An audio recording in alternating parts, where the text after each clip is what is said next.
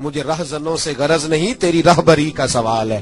اور بھائی غور فرمائے، حضرت سعید بن عامر کو گورنر بنا دیا، سیدھے سادے درویش سے آدمی تھے۔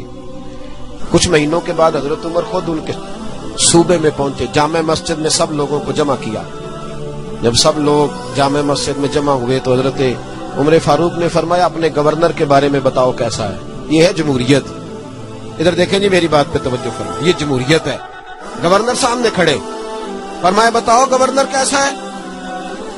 تو لوگوں نے کہا 4 شکایتیں ہیں گورنر صاحب سے۔ اس کو حضرت ابن جوزی علیہ رحمہ نے نقل فرمایا، 4 شکایتیں۔ کون سی؟ کا پہلی شکایت یہ ہے کہ گورنر صاحب جب شروع میں گورنر آئے تھے تو فجر کی نماز کے بعد ہی لوگوں کی بات سننے لگتے تھے، اب نماز پڑھ کے گھر جاتے ہیں، 9-10 بجے واپس آتے ہیں۔ دوسری شکایت یہ ہے کہ ہفتے میں 1 دن ملتے نہیں۔ تیسری شکایت ہے صرف دن کو ملتے ہیں، رات کو نہیں ملتے۔ اور چوتھی شکایت یہ ہے کہ کبھی کبھی رونے لگتے ہیں اور بے ہوش ہی ہو جاتے ہیں۔ آپ نے عجیب دیوانہ گورنر بنا دی۔ حضرت عمر نے حضرت سعید بن عامر کی طرف، بول بھئی تیری شکایات ہیں۔ جناب سعید بن عامر کہنے لگے حضور میرا راز نہ ہی کھلتا تو اچھا تھا، اگر آپ نے کہا ہے تو کہہ دیتا ہوں، بتائیے۔ فرمایا تیری پہلی شکایت ہے کہ تو فجر کے بعد گھر جاتا ہے، 9-10 بجے آتا ہے۔ جناب سعید بن عامر رو پڑے۔ گورنر صاحب کہنے لگے حضور غریب ہوں، نوکر رکھنے کے پیسے نہیں، بچے میرے پاس موجود نہیں، بیوی میری بیمار ہو گئی ہے، 30 سال اس بھلی مانس عورت نے میری خدمت کی، اب بیمار ہے، نماز پڑھ کے گھر جاتا ہوں، اپنی معذور اور بیمار بیوی کو ناشتہ پکا کے دیتا ہوں، اگر اس کے کپڑے بدلنے والے ہوں تو اس کا وجود دھو کے کپڑے بدلتا ہوں، گھر میں جھاڑو دیتا ہوں، برتن مانجتا ہوں، لوٹتے دیر ہو جاتی ہے۔ کہتے ہیں حضرت عمر پہلے جواب پہ سختہ طاری ہو گیا، کہ تیری دوسری شکایت یہ ہے کہ ہفتے میں 1 دن ملتے نہیں۔ تو سعید بن عامر عرض کرنے لگے حضور کرتا میرے پاس ایک ہی ہے، ہفتے میں 1 دن دھو کے خشک ہونے کو ڈالتا ہوں، بیوی کے کپڑے پہن کے بیٹھا رہتا ہوں، ٹھنڈ کا موسم ہے، اثر وہیں ہو جاتی ہے۔ کہتے ہم لوگوں کی آنکھوں میں آنسو چمکنے لگے۔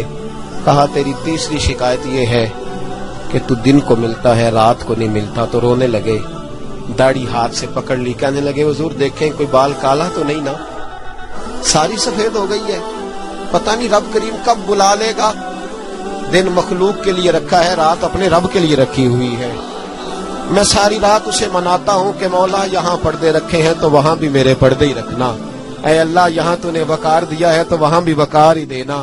اور کہا کبھی کبھی روتے ہو اور بے ہوشی ہو جاتے ہو؟